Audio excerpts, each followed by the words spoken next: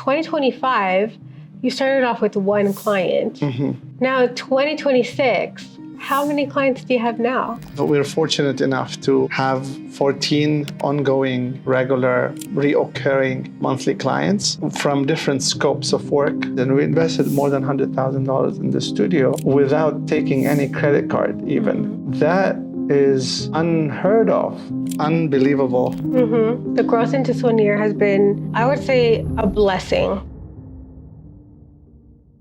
All right, honey. We're back at it again. Let's go. So 2026. 2026. It's the first one in 2026. This is our first podcast in 2026. And today we're going to talk about how our last year went. 2025 was a huge one. We learned a lot. We fought a lot. No, I'm just kidding. No, we learned a lot. We really got to... You really don't want to be our neighbor. I'm joking. No, they're actually going to think that we were fighting. No, but we learned so much. We've gotten to know so many people. We've established our community here. And so I'm really excited to just ask you a bunch of questions. I haven't asked you these questions beforehand so you could practice. So really it's coming off of the hilt of our pants. Another word that I completely don't understand, or another phrase. Yeah, we're flying off the seat of our pants. That's what I meant. Let's do it. Okay, so anyway, 2025, first year in true business. Mm-hmm. How did you start and how do you end? Yeah. So if you remember, we were on a date in a hookah place when ChatGPT was released in November of 2022. And then in January 2023, we were on a date at a hookah bar. And I told you, babe, I'm going to register my LLC. At the time, I did not know what am I signing up for. I knew that I'm destined to create a business. Mm-hmm. I felt that calling. If you, I've always had it, but I really felt that what's the word? Driven or called to do it. So I ended up signing up for the LLC papers. At the time, I wanted to keep my options open, so I called it Parrot Lab, which really doesn't signal any type of business. At the beginning, I knew that ChatGPT and AI is going to be big, so I thought that maybe we want to be around that space, and I tried it. I tried the whole 2023. I was working on how to develop chatbots and AI chatbots, and I tried to pitch those ideas to companies like, hey, we can develop this chatbot. You put it on your website, and it will learn about the information on your website. Nothing was flying. 2023, 2024, continuing to do that. I was still a consultant for SBDC, so that was kind of like allowing us to have some freedom to experiment a little bit more. At that time, we still have 0 clients for ChatGPT, for Parrot Lab.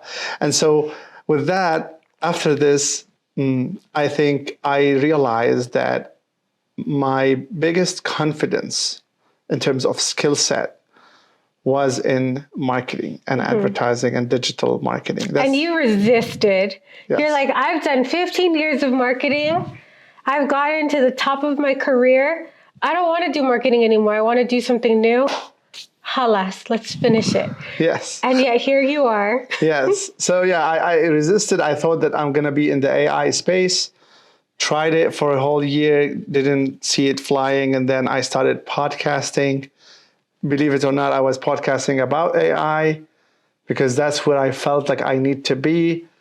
But then I slowly realized that, you know what? No, my zone of genius is in marketing and in digital marketing specifically. Mm-hmm. And since I love cameras and podcasting and stuff, let's try to monetize that. So that also took over 2024. And I remember we had one small client in 2024 who was based on a personal connection. So I wouldn't even call them a client because I think they felt sorry for me and they want to help me, or so they pay me a very small amount to help them out, and I did some work for them.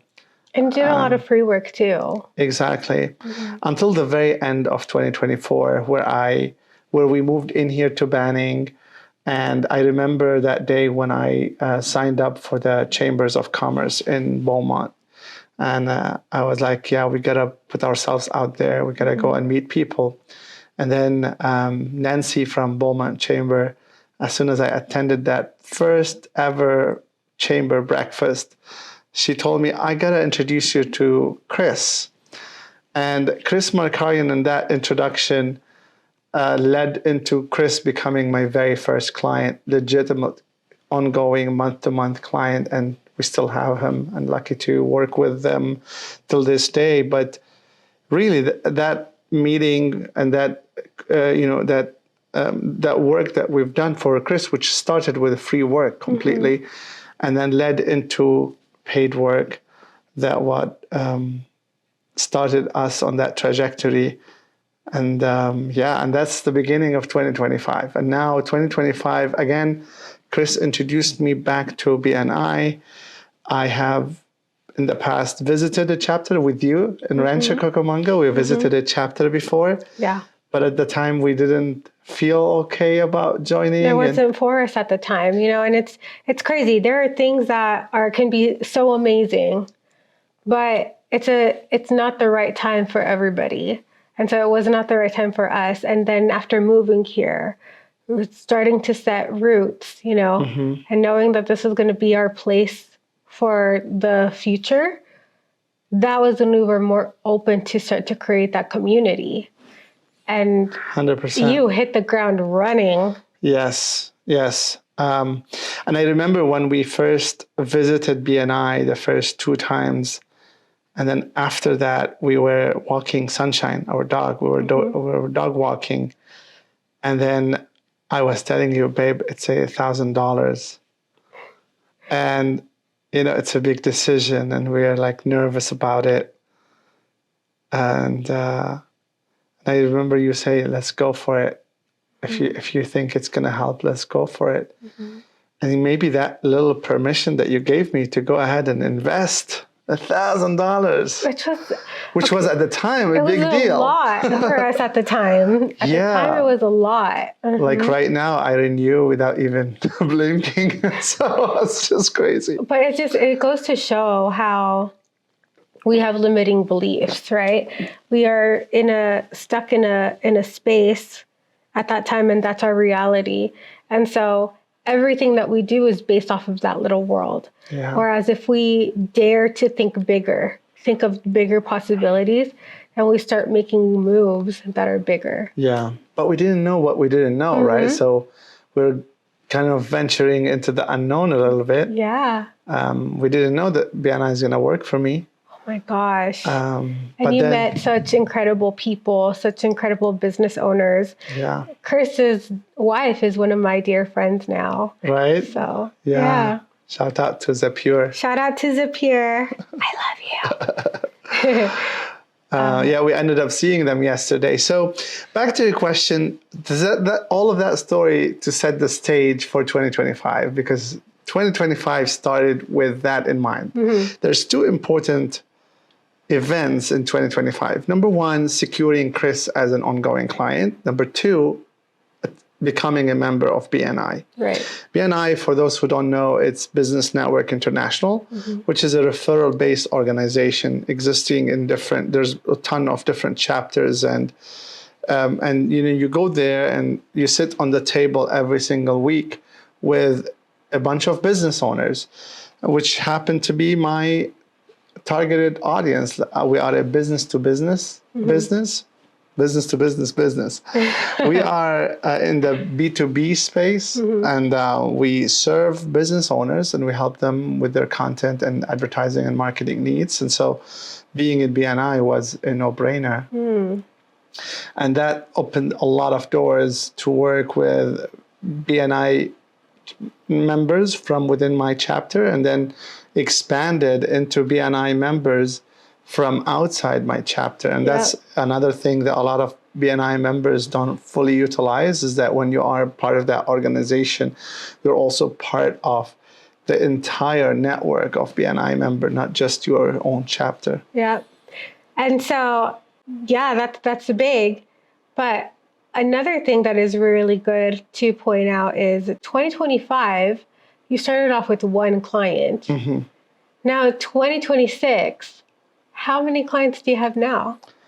Well, we're fortunate enough to have 14 ongoing, regular, reoccurring monthly clients from different scopes of work. So there are some clients who have a small scope of work, and there are the clients who have an entire full scope of work. And then there are also the occasional clients who create content in our studio on a periodic basis and not on a regular monthly basis. And those are another set of maybe 8 to 9 clients. So yeah, it's unbelievable the growth in just 1 year. The growth in just 1 year has been, I would say, a blessing. It's not anything, and I tell you this all the time.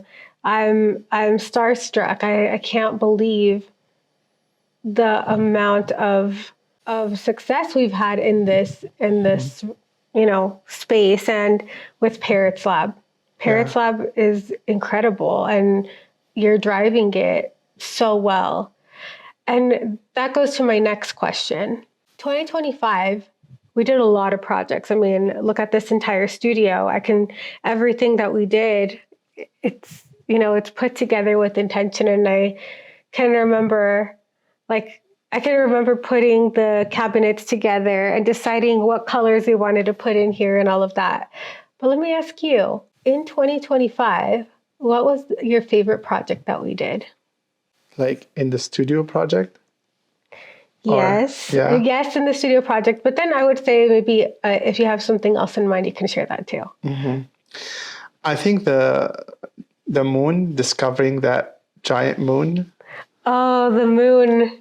I think it's very impressive. Anybody who walks in the studio are kind of stunned by the moon, the big giant moon and the moon set. And I think that entire set looks so cool. Yeah. The fireplace and that giant moon in the middle and that. And can you explain the whole reason for the concept? Yeah, so when we set to create the studio, and that was also a leap of faith that, I remember having that long conversation and you said, yeah, let's go and do it. And that's probably the thing that people see me as the face of the company and they think that I am the one behind everything. But in fact, there's this little moments where I needed that belief I needed that push to do the things. And it came from you. Like you were the one like, yeah, let's go, let's do it. And that's all I needed is like someone to believe in me, say, and help me with the risk, because I am one of those people who can be stuck in paralysis analysis or analysis paralysis. And so I needed you to push me in that. So when we decided to actually start investing in converting this space into a studio, we did not want to do anything permanent. So we didn't want to build solid walls. We don't want to change anything permanent to our space here. And so we started doing, we hired another BNI member, contractor, and we started doing these walls on wheels. And with those walls and wheels, I looked up material on Amazon to clad those little walls. And at first we had the wall, but then I kind of did not like the initial set. Do you remember when we did that set, but it was different before? Yeah. And so I did not like it. I felt that we can do better. So I yeah, I was one of those weekends. I was like tinkering around, and I thought, what if we put that wall in the center?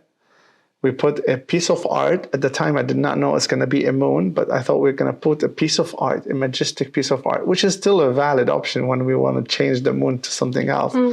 But then, and then I thought, oh, and also I remember you buying the fire space, Yeah, the the fireplace. Because it was cold. yeah, it gets cold in here. And so yeah, we built that. We put and then I was like, okay, I'm gonna take that fireplace, put it underneath. I'm gonna put the artwork, and I'm gonna have it look in a certain way. Yeah. And once it happened, I remember when I told you I ordered that moon, and you looked at it and you're like, wow, that looks good. Yeah, it looked so good. Yeah. It's so beautiful. But the purpose behind it, why do we have this specific set here? Yeah, so the idea here is that when we started this business, we had only one set, which is Our OG, one of my favorites. Yes, the round table with a very classy luxury backdrop with the shelves and the wood flavors. It feels very business. Very much so. That was the main set. And now I was thinking maybe we need to have variety of backdrops for people to keep, to have different places they can, different backdrops and stuff for their videos. And so I really wanted to have multiple sets. And the fact that we're recording here in the third set, that's a testament for the evolution of the studio into becoming different places where people can come, and there's different places to shoot, to film. Yeah, and then, once I saw that moon, I immediately knew that I'm going to call it the Moon Shooters podcast. The Moon Shooters. And what's the purpose of that? So the Moon Shooters are, so I remember listening to a podcast some time back, and they were asking Elon Musk or something, like, what is your moonshot? And it stuck with me, like, yeah, it's a moonshot, because the moon and going to the moon and putting astronaut on the moon and putting the American flag on the moon, whether you believe it or not. Some people think that it was just a propaganda for the Cold War or whatever. I don't care. I think we did it, but it's not the point. The point is that we, when little humans who live in this little earth looked up to the sky and saw that there's another moon there that's shining light on the earth, and decided to go there. I mean, that's wild, especially with the technology available at the time. I mean, in the 60s, your phone today has more computer power than the Apollo mission that took these astronauts to the moon. So it's wild to think about, like, what kind of the feat that they achieved and the technology provided. So that, and my definition of entrepreneurship is exactly that.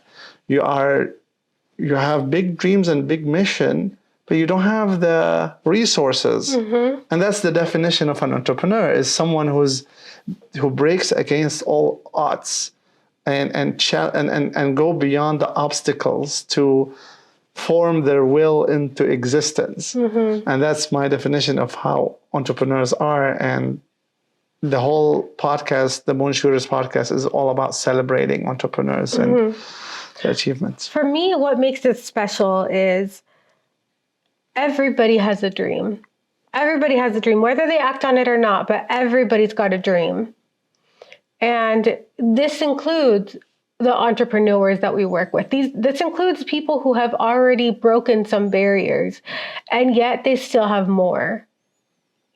And that is really big for me, because we sit entrepreneurs there, people who in our minds have accomplished so much already, and yet you could see the emotion in them as they're sharing what their next dreams are, because we're not stagnant people. We just aren't. Once we accomplish something, we want the next thing. And here in the United States, we are blessed with the opportunity to pursue our dreams. And this is a big deal that people are vulnerable enough to share with us what their next goals are and what their moonshot is. Yeah, and if you think about entrepreneurship is also a gate towards freedom. In the industrial revolution, they needed people to work the factories. Yeah. So they start promoting the idea of employment and nine to five and weekends off and all of that. But humans by nature like to work for themselves. They like to be self-employed. And also because the employment, which is it's definitely better than no job, right? So definitely it's a way to live and survive, but it's not also a way for freedom. It's you're always selling your time for money. You're always stuck in whatever that company decides you're worth.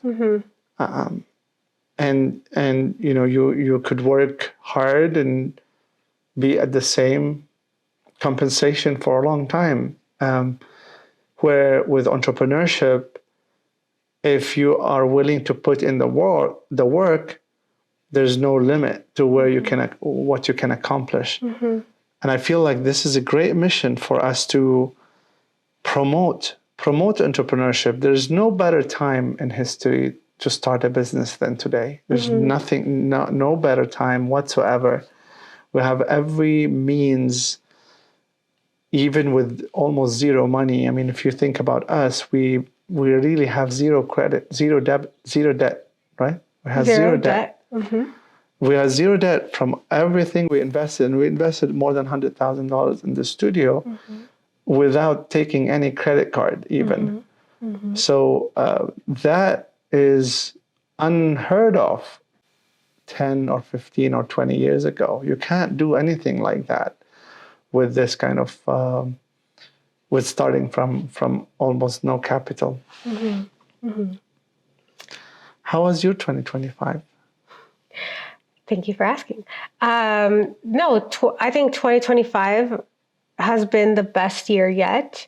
2025, I'm in an interesting place where it's like I'm straddling two worlds.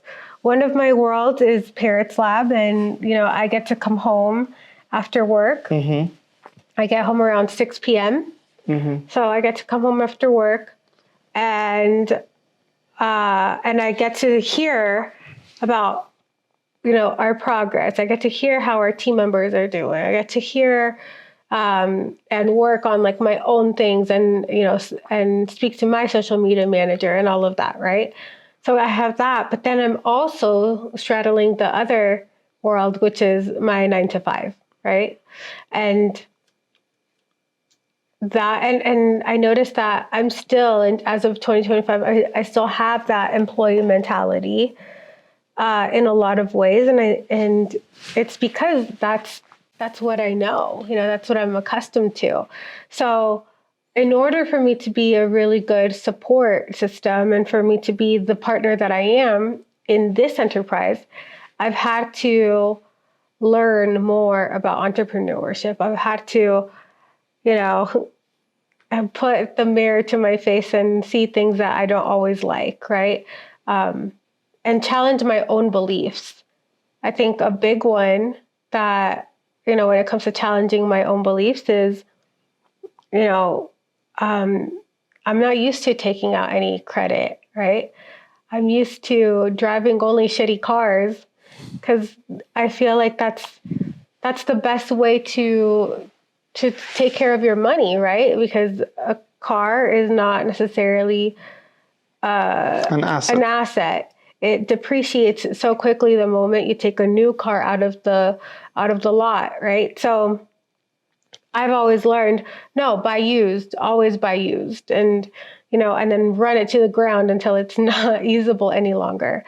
And that's not quite the way it is as an entrepreneur, right? So as an entrepreneur, now that we've made money, more money than I'm used to, I'm struggling with, oh, okay, so we can buy a van for our company, you know, what, we can afford it.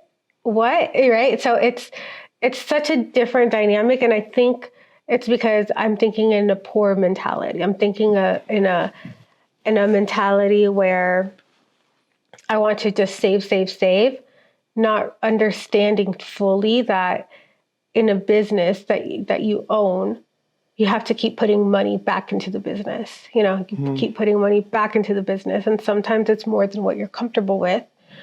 But that's just the way that we're going to continue growing. Yeah. Yeah. I mean, what we're trying to do is to add more value. So if you think about anything that people buy is it's an exchange of value. Mm-hmm. Money has value because it can buy you milk. You exchange $1 for $1 worth of milk. Mm-hmm. And so when we're selling services, everything we're building here is a service. And then the higher the value of that service, if we can make it better, if we can make it scalable, if we can deliver more value, that means we can charge more. Yeah. And so that's when the reinvesting come in. For example, why did we reinvest in another set or another set? Why we are investing in more cameras and more equipment? Well, because if you look at the first video we shot, even in the studio, and then you compare it to the videos we're shooting now, I mean, it's a day and night. Night and day, yeah. Night and day, because why? We are keeping investing in everything to improve our production capability and what we can do. The same with employees, when or team members, I hate calling them employees because they're not employees. I treat them all as entrepreneurs. Mm-hmm. Their compensation is not fixed. None of our team members have a fixed compensation. Mm-hmm. I'm proud that I'm embodying what I believe in into the fabric of the company, because none of them have a fixed rate that they're getting. They're all tied into their output. Mm-hmm. The more they are outputting, the more money they get. Yeah. So what I'm trying to say here is that, the reinvesting is going to be crucial to increase the value that we deliver so we can get more revenue or income from that. And then this keeps on going, and that's how we become a very valuable company. Yeah, that's exciting. Yeah, and then the van comes into that is basically we want to enhance the capability of us taking gear into different locations and filming. And the van will enable that, make it easier. But also we're excited about the possibility of maybe taking podcasting on the road. Yeah. Recording this conversation maybe inside the van on Lake Tahoe, for example. Yeah, at Lake Tahoe, where the backdrop is going to be really beautiful. So yeah, I'm really excited for that. So that takes me to, I guess, my next question, which is 2026. What's in store for us? What do you already have planned? What are some things that you're thinking about? What are some struggles that you're anticipating? Yeah, so just for context, in 2025, we started with $5,000 a month. We finished 2025 with close to $32,000 a month. Mm-hmm. So 2026, the goal is to hit $55,000 a month as a monthly reoccurring revenue. Mm-hmm. What that enables us is we are closing into becoming $1 million company, right? So this is the goal. The goal in 2-3 years is to become $1 million company and then go beyond that. Ultimately, the goal is to, in 2 to 3 years, we need to do the full landscaping of our house so we can get married and have that beautiful wedding we've dreamt about. But also, and I'm always hitting multiple birds in one stone, and also, when we do the landscaping, we have more sets to record in, and thank you, Lord, for California weather. We can go and record outdoors for majority of the year. So the studio space become only for the winter. And that's another exciting venture that we aim to achieve. So when we talk with Shelby Wilson, who are a business mentor and consultant, he starts always with like, what's the vision? Tell me, what's the vision? Well, that's the vision. The vision is to afford a total renovation of our backyard, to convert it into a resort-like space where we can not only have an incredible wedding, but also utilize it for filmmaking and more beautiful films and recordings. I love this, and I can't wait. Me too. So really 2026 is going to play a big role in that.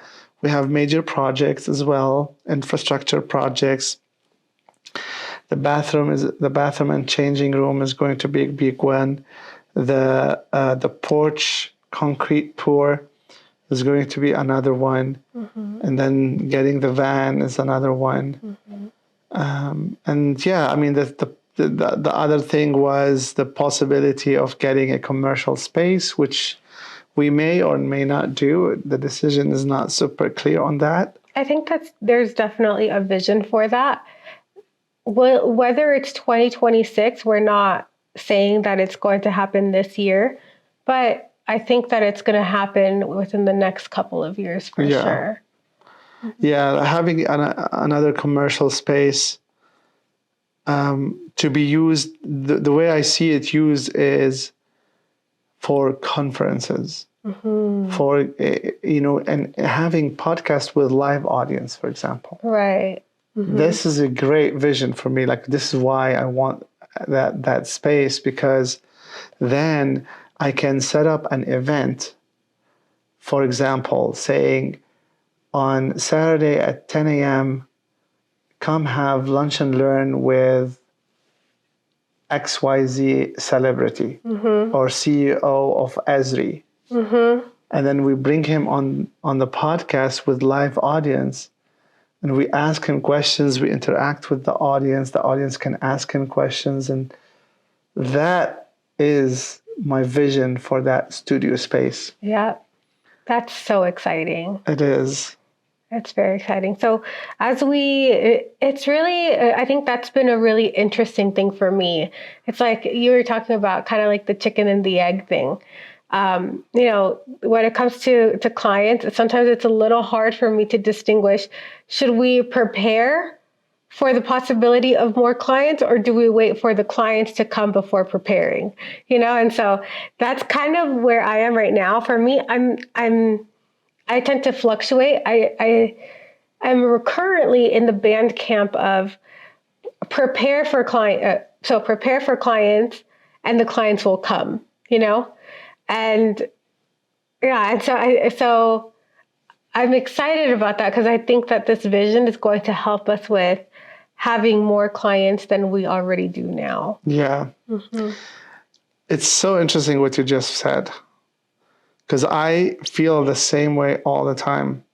Because when you are saying, I'm going to prepare to get more clients before the actual clients come in, you are saying that I'm going to invest, I'm going to put money out from the company. It's like money coming out to invest in the resources before the client comes in.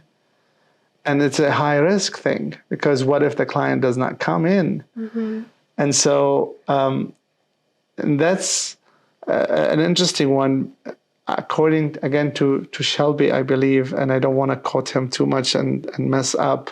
And then tell me, I did not say that. I don't want him to say that to me. But I remember he mentioned that, yes, when you're confident that you're able to bring in clients, you should invest in the capabilities and the production resources to support the clients coming in before they come in. Because that's an easy way to mess up the relationship with new clients, is to bring them in and not be prepared. And start doing shitty work. Oh, it would make us look so bad. Exactly, because you only have one chance. And the reputation is the most important part. And thankfully, we haven't lost any client. And that I'm hoping that they will continue loving working with us. And I remember, like John Heaton, for example, he mentioned that I told him, like, what brings you to me and why do you like working with me? And he said, yeah, I mean, you're cool and everything, but you're so good at what you do. And that stuck with me. So, and I agree. I mean, our video capabilities, our ability to produce, your marketing capabilities. Yeah, they're amazing, and we are the best at what we do, at least in our geographical space. Even our podcast production is comparable to the biggest names in the space. It really is. It really is. We have people coming from Orange County coming too, driving all the way over here. And I remember I was like, was the drive long? And she was like, it's worth it. It's worth it. Yeah. And that tells me everything I need to know. Yeah. I have Harry, our new client in Barstow. In Barstow. So that's like 2 hours or something. And it is a long drive, but there's nothing like this anywhere. And so, we're hoping that we will be able to install studio locations like spread out so that, people don't have to drive all the way to us. But yeah, I mean, that's basically in the future. Yeah. So, thank you so much for spending some time with me. I really, really wanted to make sure that we touched on some of the highlights of 2025. I hadn't had the chance to do that yet, but this is really helpful for anybody starting out. We started a podcast to bring people along in the journey with us. Life has gotten chaotic and crazy and beautiful and stressful, but it's so important to stop at the end of each year and take a look back, because in the day-to-day moments, it might feel like we're just crazy and haggard and not really getting anything done. But at the end of the day, in 1 year, so much has been accomplished. We've gone from one client to double-digit clients, right? We've gone from less than $5,000 a month to $35,000 a month. And that's in the span of 1 year, which is insane to me. I'm so proud of us. I'm so proud of you. And I'm looking forward to seeing what this year brings us. Let's go. Let's go. All right. Peace out, everybody.